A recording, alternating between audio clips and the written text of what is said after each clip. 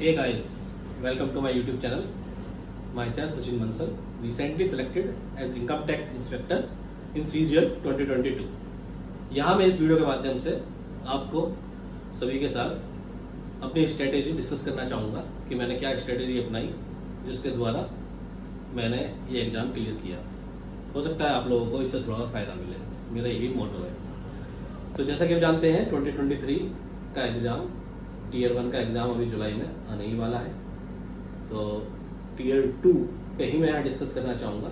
दोनों का सिलेबस ऐसे भी अभी टीयर नया सिलेबस के हिसाब से टीयर 1 टीयर 2 दोनों का सिलेबस ऑलमोस्ट सेम है, और बस टीयर 2 में थोड़ा एडवांस वर्जन उसका आता है। ठीक है, क्वेश्चनों का एडवांस लेवल हो जाता है। तो टीयर 2 की ही मेन तैयारी है जो बताना चाहूँगा कि आपको मैंने क्या तैयारी अपनी अपनाई। तो जैसा कि आप देखते हैं अभी नए सिलेबस के हिसाब से CGL का टीयर 2 है, वो उसमें दो पेपर है, पेपर 1 पेपर 2। पेपर 1 आप देख सकते हैं मैथ और रीजनिंग, उसके अंदर दो सब्जेक्ट हैं। ठीक है, और पेपर 2 इंग्लिश और GA जनरल अवेयरनेस, इन दो पार्ट में बटा हुआ है, दो पेपर। तो पेपर 1 में आप देखेंगे मैथ रीजनिंग दोनों में 30-30 क्वेश्चन है। ईच क्वेश्चन कैरी 3 मार्क्स और टाइमिंग रहेगी 1 घंटा। और टीयर 2 में 45 इंग्लिश के हैं, GA के 25 क्वेश्चन है। ठीक है, 3 marks each question carry 3 marks. ठीक है, इसमें भी 1 घंटे का टाइम रहेगा। तो अभी पहले हम पेपर 1 डिस्कस करेंगे। यहाँ पर पेपर 1 में आप देख सकते हैं कि दोनों का ही मैथ और रीजनिंग का वेटेज इक्वल है। दोनों में 30 क्वेश्चन आएंगे, 90 मार्क्स का है जो। तो ये मैं आपको बताना चाहूँगा कि काफ़ी स्कोरिंग पेपर 1 है, क्योंकि इसमें आप जितनी प्रैक्टिस करेंगे ना उतना अच्छा आप स्कोर कर सकते हैं। ये आपके अपने हाथ में है। ठीक है, इसके लिए मैंने मैथ में बताता हूँ।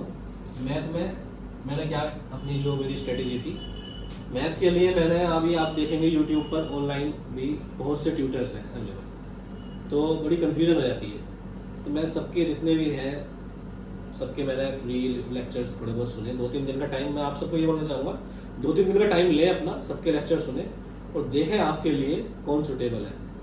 सब मेहनत कर रहे हैं, सब अच्छा पढ़ा रहे हैं, लेकिन हर एक के लिए एक डिफरेंट ट्यूटर ही सुटेबल होता है। जैसे मैं आपको बताना चाहूँ, मैं इवन कोचिंग सेंटर, इनकी ऐप है, ये भूतेश सर के द्वारा पढ़ाया जाता है इस पर। तो मुझे ये बहुत अच्छे लगे, मतलब इनका मुझे लेक्चर इनका अच्छा लगा और मैंने फिर इनका सब्सक्रिप्शन लिया था। ठीक है, मैथ के लिए मैंने केवल इन्हें फॉलो किया। और पवन राव सर, इनके YouTube पर फ्री लेक्चर हैं कुछ, जैसे ट्रिग्नोमेट्री के हैं, ज्योमेट्री के, ये भी मैंने थोड़ा इनकी भी सहायता ली है। तो इनका भी मुझे तरीका पढ़ाने का अच्छा लगा, लेकिन सब्सक्रिप्शन मैंने लिया था भूतेश सर का। ठीक है, मैं आपको नहीं बोल रहा हूँ कि आप इन्हीं का लो सब्सक्रिप्शन, लेकिन मुझे सुटेबल लगा, मेरे हिसाब से ये बेस्ट है। बिल्कुल बेसिक लेवल से पढ़ाते हैं, इनका तरीका मुझे अच्छा लगा और मैंने केवल, तो मैं आपको एक बात यही बोलना चाहूँगा कि जिस भी ट्यूटर का आप ले रहे हैं सब्सक्रिप्शन, चाहे 2 दिन लगाइए या 3 दिन लगाइए, ठीक है, पर लेकिन जिसका भी आप सब्सक्रिप्शन ले रहे हैं आप उस पर फिर विश्वास रखिए और पूरा 2-3 महीने उसी के लेक्चर पर विश्वास रखो, उन्हीं के अपने नोट्स बनाइए और प्रैक्टिस करिए। तो मैंने आपको भूतेश सर के द्वारा पढ़ाए हुए लेक्चर हैं उनका भी नोट्स बनाए और मॉक टेस्ट लगाए ज़्यादा से ज़्यादा। तो मैथ की मेरी तैयारी मैंने इससे करी, कोई बुक मैंने सेपरेट इसके लिए नहीं, मैंने अपनी तैयारी ली थी। रीजनिंग का पार्ट में आए हम, तो रीजनिंग के लिए मैंने पिनेकल की एक प्रीवियस ईयर की TCS MCQ 7200 की बुक आती है, ये बुक है। तो मैं इसमें मैंने रीजनिंग में ज़्यादा से ज़्यादा मैं मॉक टेस्ट लगाता था सेक्शनल वाइज, मतलब जैसे रीजनिंग का केवल रीजनिंग का ही मॉक टेस्ट लगा रहा हूँ। उसमें देखता था कि किस टॉपिक में मेरे मतलब दिक्कत हो रही है, तो उसके फिर प्रीवियस ईयर के क्वेश्चन उस बुक से मैं लगाता था। उसमें काफ़ी अच्छे से उसमें फिर थोड़ा समझा भी रखा है क्या टेक्निक है ये सब है, तो उससे ही मुझे फ़ायदा मिल रहा था, मेरे स्कोर इम्प्रूव हो रहा था। तो मैंने और कहीं किसी का मैंने कोई सब्सक्रिप्शन नहीं लिया। रीजनिंग में मेरे लिए केवल यही सफिशिएंट था। ठीक है, पेपर 2 मॉक टेस्ट में मैं बाद में आऊँगा, पहले मैं अभी आपको बुक्स और उसके बारे में बता रहा हूँ। पेपर 2 इसमें सबसे जो इम्पोर्टेंट पार्ट है, केवल इसी में नहीं बल्कि पूरा टीयर 2 में सबसे जो इम्पोर्टेंट जो टॉपिक है वो है इंग्लिश का। आप देख सकते हैं 135 मार्क्स, मतलब टोटल पेपर है अगर 390 का, उसमें से 135 ठीक है, 135 केवल, और केवल 135 आपके इसी के हैं, मतलब क्या कहते हैं, इंग्लिश के, मतलब 1/3 से ज़्यादा वेटेज जो है इंग्लिश का। तो इसी चीज़ को ध्यान में रखते हुए मैंने इंग्लिश पर बहुत ज़्यादा ध्यान दिया। और मैं वैसे भी यूपी बोर्ड से हूँ, मैं आपको बताऊँ तो थोड़ा मुझे इंग्लिश में दिक्कत थी, लेकिन मैं आपको बताता हूँ कि मैंने केवल एक नीतू सिंह मैम की बुक है जो आती है वो ग्रामर के लिए, और जो पार्ट है उसके लिए मैंने उनकी बुक यूज़ करी, ये बुक है उनकी। तो मैं तो आपको बताता हूँ, मैं केवल इसी बुक से मैंने पढ़ाई करी है, ठीक है, नीतू सिंह मैम की बुक है। और वो कैब पार्ट के लिए ब्लैक बुक वोकैबुलरी के लिए आती है, ये वोकैबुलरी के लिए मैंने ये बुक यूज़ करी। इसमें प्रीवियस ईयर वोकैबुलरी दे रखी हैं जो ज़्यादातर पूछी गई हैं एसएससी के एग्जाम में, 5 टाइम 7 टाइम मैक्सिमम टाइम जो पूछी गई हैं। तो मेरा डेली का टारगेट रहता था अपना कि डेली ग्रामर में कुछ ना कुछ एक नया टॉपिक पढ़ना, और वो कैब में मेरा डेली रहता था कि डेली 50 वो कैब मैं डेली याद करता था। एंटोनिम, एक दिन एंटोनिम, एक दिन सिनोनिम्स, और एक दिन ऐसे 1 वर्ड 50, और इडियम और फ्रेसेस 1 डे। तो ये मेरा 50-50 का डेली का टारगेट रहता था। मैं उन्हें बिना याद करे सोता ही नहीं था। तो अपना इस तरह से टारगेट सेट करिए। और केवल मैंने ब्लैक बुक की वो कैब की मदद से ही, और इंग्लिश में मेरी स्कोरिंग अच्छी थी, ठीक है, तो केवल इन दोनों से ही मैंने तैयारी करी, मैंने और कुछ फॉलो नहीं किया, ठीक है। तो यही मैं आपको बताना चाहूँगा, केवल जिसको भी आप फॉलो कर रहे हैं उसे विश्वास रखिए, 10 किताबों या 10 चीज़ों के पीछे मत भागो, केवल एक जिसको भी आप चुन रहे हैं उस पर विश्वास रखिए। और मुझे लगता है नीतू सिंह मैम बेस्ट है इस चीज़ में, सीजीएल में, इंग्लिश की तैयारी में, ठीक है। तो अभी जीए पर आता हूँ मैं, जनरल अवेयरनेस। ये ऐसा टॉपिक था जिस पर मैंने सबसे कम ध्यान दिया, क्योंकि मुझे ये लगा कि मैं यही आपको बोलना चाहता हूँ, मुझे लगता है लोग यही गलती कर देते हैं थोड़ी, कि इस पर बहुत ज़्यादा फोकस कर रहे हैं, इसके मॉक टेस्ट भी बना रहे हैं, बहुत ज़्यादा टाइम दे रहे हैं। जबकि मुझे लगता है ये ऐसा टॉपिक है, इसमें कोई लिमिट नहीं है, ना सिलेबस की लिमिट है। आप पता नहीं कहाँ से क्वेश्चन पूछ रहे हैं, वो देखो कि डॉपलर इफेक्ट किस सन में खोज करी है। तो इन सब का कोई आप कितना ही पढ़ लो, कोई मुझे नहीं लग रहा था कि ज़्यादा रेलिवेंट है। तो मैंने इसलिए बहुत ही कम इस पे मैंने ध्यान दिया। मॉक टेस्ट इसका मैंने एक भी नहीं बनाया जीए का, और बस इसमें मुझे ये लग रहा था कि मैं कितनी तैयारी कर लूँ, इसमें ज़्यादा मैं स्कोर नहीं कर पाऊँगा। इतना ही टाइम मैं दूसरे टॉपिक पे और दूंगा, तो उन पर मैं वो मेरे हाथ में है, उन्हें मैं कर सकता हूँ कवर, उनमें नंबर स्कोर अच्छा कर सकता हूँ। लेकिन जीए में पता नहीं कौन सा क्वेश्चन कहाँ से पूछ लें, कितना पढ़ोगे आप, कोई लिमिट नहीं है।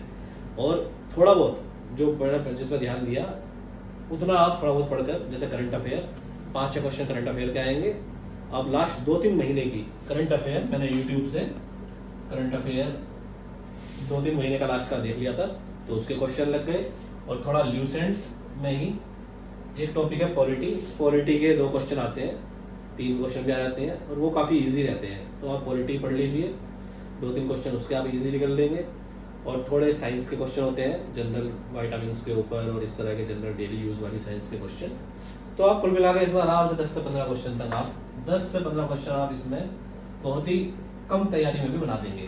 और ज़्यादा भी आप कितना ही पढ़ लेंगे तो अभी आप, मुझे नहीं लगता इसमें कोई ज़्यादा अच्छा स्कोर कर पाएंगे। तो ये टॉपिक ऐसा था जिसमें मैंने बहुत कम ध्यान दिया, इतना ही टाइम मैंने बचा कर अपना उधर लगाया। अब इसके बाद जो 2 नई और चीज़ें आती हैं, एक आता है कंप्यूटर जो क्वालिफाइंग है। इसके लिए बस मैं आपको एक चीज़ बोलूँगा, सबसे पहले इसमें आप सिलेबस लिखिए कंप्यूटर का कि क्या सिलेबस है, क्या क्या टॉपिक है। केवल क्योंकि ये क्वालिफाइंग है तो ज़्यादा इस पर ध्यान देने की जरूरत नहीं है।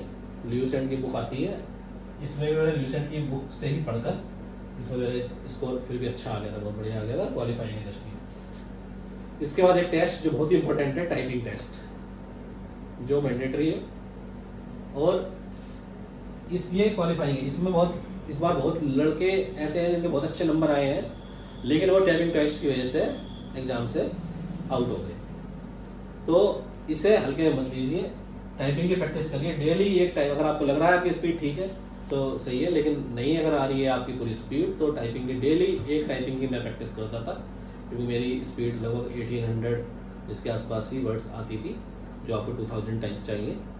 तो उसके बाद मैंने डेली में एक ओली मोड की ही मैंने इसमें जो टेस्ट है उनके ही टेस्ट का सब्सक्रिप्शन लिया था, बहुत सस्ता है वो काफ़ी, और डेली एक टेस्ट बनाता था मैं, 1 से 2, बस कभी 1 कभी 2, उसमें ही मेरी इम्प्रूव हो गई थी। तो टाइपिंग टेस्ट को भी हल्के में मत लीजिएगा। ठीक है, तो ओवरऑल बस मैं यही बोलना चाहूँगा आपको, अपनी स्ट्रेटेजी इस हिसाब से बनाइए कि देखिए आप जैसे इंग्लिश है, इंग्लिश का वेटेज ज़्यादा है तो थोड़ा समय ज़्यादा दीजिए।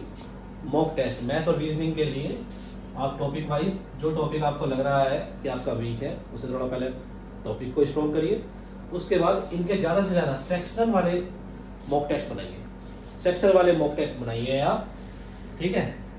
आप जीए का लोग अब मॉक टेस्ट बना रहे हैं, उसमें जीए में ज़्यादा समय दे रहे हैं, वो मैं छोड़ देता था, स्किप कर देता था। इंग्लिश के भी टेस्ट मैंने ज़्यादा नहीं बनाए, मैंने मॉक टेस्ट केवल मैथ और रीजनिंग के ही, क्योंकि यही एक मॉक टेस्ट का मतलब ही ये होता है कि आप जो टाइम आप अपना कहाँ इतने टाइम में आप 1 घंटे में आप से 60 क्वेश्चन कर पाएंगे या नहीं। मैथ और रीजनिंग के क्वेश्चन आसान होते हैं, जो आप ट्रिक सीख रहे हैं वो वहाँ लगा पा रहे हैं या नहीं लगा पा रहे, वो मॉक टेस्ट से ही आपका क्लियर हो पाएगा। और मॉक टेस्ट के बारे में मैं एक बात बोलना चाहूँगा बस कि मैंने 2 चैनल के मॉक टेस्ट लिए थे, एक टेक्स्ट बुक और एक ओनली बोर्ड, ठीक है। तो आपको मैं बोलना चाहूँगा कि आप एटलीस्ट 2 चैनल के मॉक टेस्ट बनाइए, किसी भी 2 के बनाइए। ये मैंने 2 लिए, इसका टेक्स्ट बुक का थोड़ा इजी टू मॉडरेट है और ओनली बुक का मॉडरेट टू हार्ड है, तो मुझे दोनों अच्छे सही लगे, और क्योंकि इससे वैरायटी ऑफ क्वेश्चन आपको मिल जाती है। तो किसी भी 2 का लीजिए सब्सक्रिप्शन मॉक टेस्ट के लिए, लेकिन एटलीस्ट 2 का होना चाहिए, किसी भी 2 का आप कर लीजिए। मैं ये नहीं कह रहा हूँ कि जरूरी नहीं है इन्हीं का आप करें, ठीक है। तो आई होप, मुझे लगता है आपको ये स्ट्रेटेजी पसंद आई होगी। अगर आपको पसंद आती है तो कमेंट में ज़रूर मुझे बताना, ठीक है। अगर आपको थोड़ा भी बहुत फ़ायदा मिले मेरे लेक्चर से तो मुझे लगेगा मेरा लेक्चर बनाने, ये वीडियो बनाने का पर्पस पूरा हुआ। धन्यवाद, जय हिंद।